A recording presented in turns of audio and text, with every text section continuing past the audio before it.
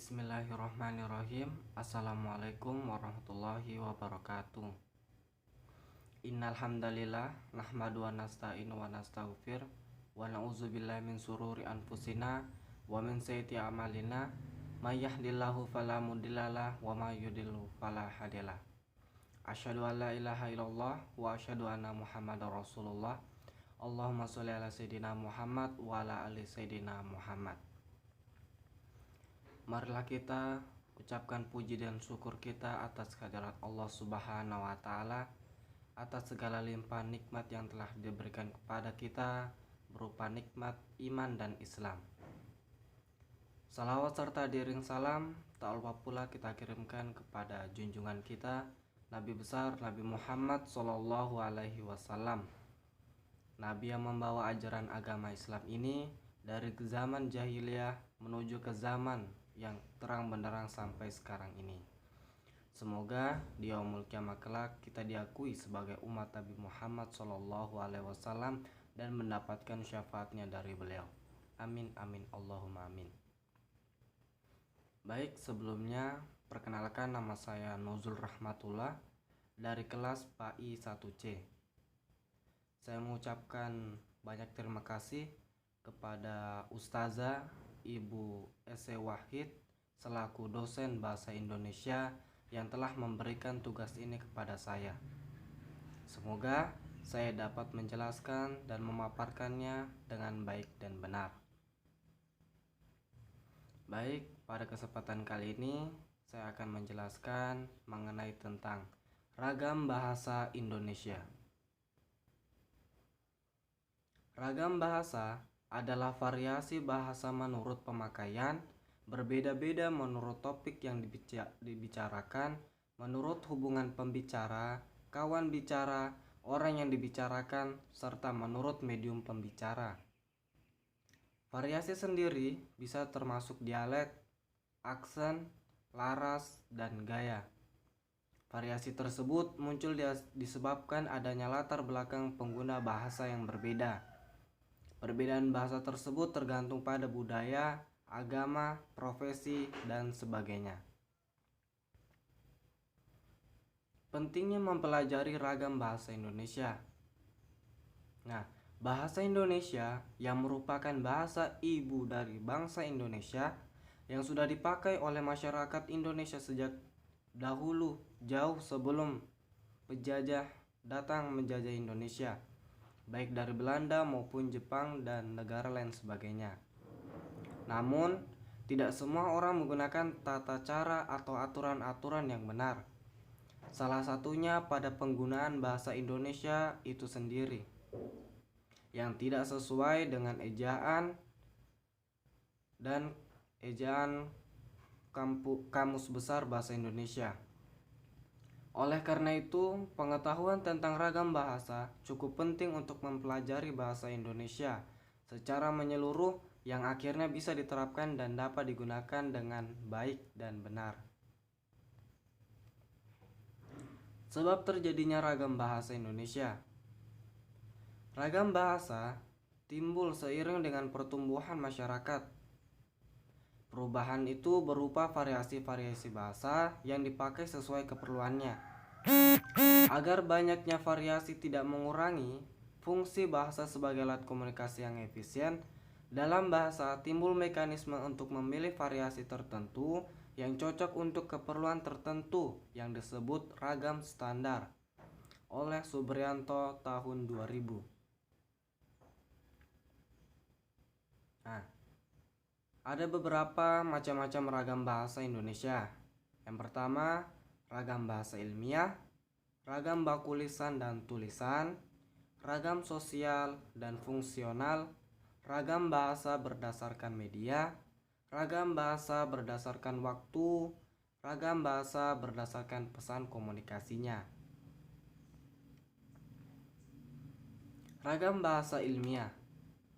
Bahasa Indonesia ragam ilmiah merupakan salah satu ragam bahasa Indonesia yang digunakan dalam pertemuan dan penulisan karya ilmiah, di mana bahasa ragam ilmiah ini diperoleh sesuai dengan sifat keilmuannya dan didasari oleh pengamatan, peninjauan, penelitian dalam bidang tertentu disusun menurut metode pendekatan rasional dan pendekatan empiris. Dengan sistematika penulisan yang bersantun, bahasa dan isinya dapat dipertanggungjawabkan kebenaran dan keilmiahannya. Sebagai bahasa yang digunakan untuk memaparkan fakta, konsep, prinsip, teori, atau gabungan dari keempatnya, bahasa Indonesia diharapkan dapat menjadi media yang efektif untuk komunikasi ilmiah, baik secara tulis maupun secara lisan. Ragam baku lisan dan tulisan.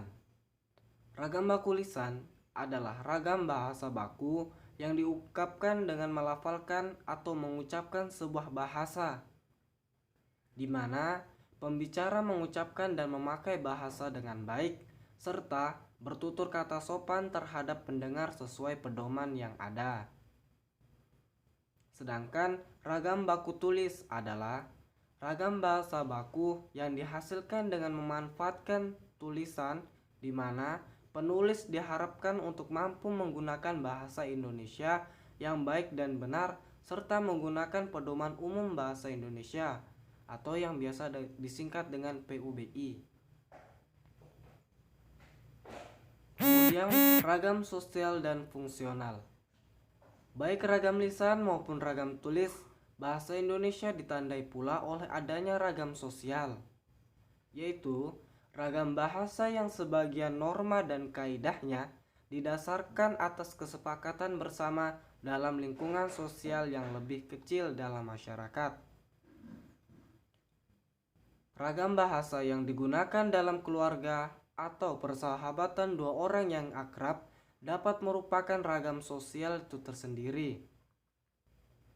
Selain itu, ragam sosial tidak jarang dihubungkan dengan tinggi atau rendahnya status kemasyarakatan lingkungan sosial yang bersangkutan.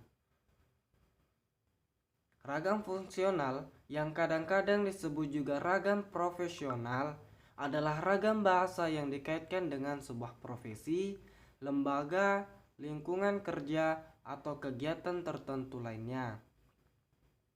Ragam fungsional juga dikaitkan dengan keresmian keadaan penggunaannya. Dalam kenyataannya, ragam fungsional menjelma sebagai bahasa negara dan bahasa teknis atau teknologi kedokteran dan keagamaan. Kemudian ragam bahasa berdasarkan media. Jika dilihat dari dimensi medianya, bahasa dapat dikelompokkan menjadi dua, yakni bahasa ragam lisan dan bahasa ragam tulis. Bahasa ragam lisan. Ragam bahasa lisan adalah bahasa yang dihasilkan dari alat ucap atau organ of speech dengan fonem sebagai unsur dasar. Dalam ragam lisan, kita berurusan dengan tata bahasa, kosakata, dan lafal. Dalam ragam bahasa lisan ini, pembicara dapat memanfaatkan baik tinggi, rendah, suara atau sebuah tekanan, mimik wajah, gerak tangan, atau isyarat untuk mengungkapkan sebuah ide. Kemudian ragam bahasa tulis. Ragam bahasa tulis adalah bahasa yang hanya tepat muncul dalam konteks tertulis. Bahasa ragam tulis harus sangat cepat dalam pemakaian tanda baca, ejaan kata, frasa, klausa, kalimat, paragraf, dan lain sebagainya. Kemudian, ragam bahasa berdasarkan waktu. Terdapat 3 macam ragam bahasa Indonesia berdasarkan waktunya, yaitu yang terperinci menjadi bahasa ragam lama atau bahasa ragam kuno, bahasa ragam baru atau bahasa ragam modern, dan bahasa ragam kontemporer. Poin pertama, ragam bahasa kuno atau ragam bahasa lama. Ragam bahasa kuno atau ragam bahasa lama dipakai sejak zaman Kerajaan Sriwijaya sampai dengan saat dicetuskannya Sumpah Pemuda.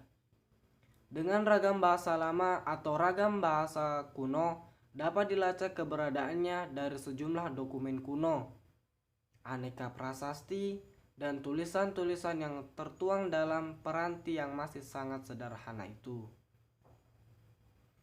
Kemudian ragam bahasa baru. Ragam bahasa baru diatur dengan kaidah-kaidah kebahasaan yang umumnya diperbarui. Ketentuan kebahasaan yang juga baru seperti PUBI. Pada masa lalu, orang mengenal dengan menggunakan bentuk seperti koejono atau moenjol.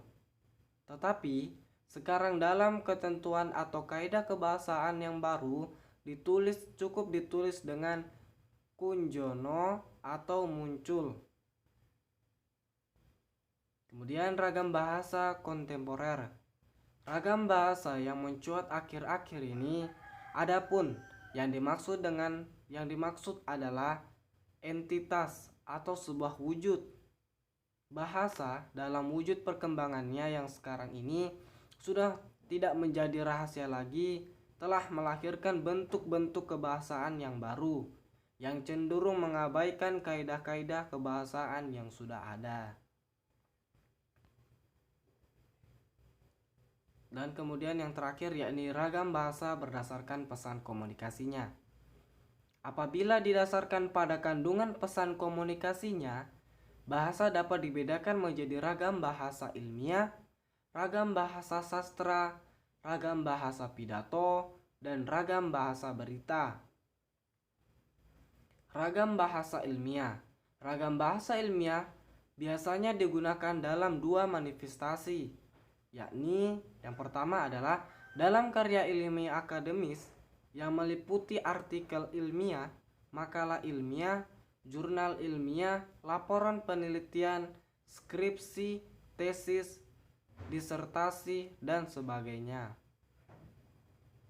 Kedua, dalam karya ilmiah populer yang meliputi esai-esai ilmiah populer, catatan ilmiah populer, opini-opini di media massa, dan lain sebagainya. Kemudian ragam bahasa sastra.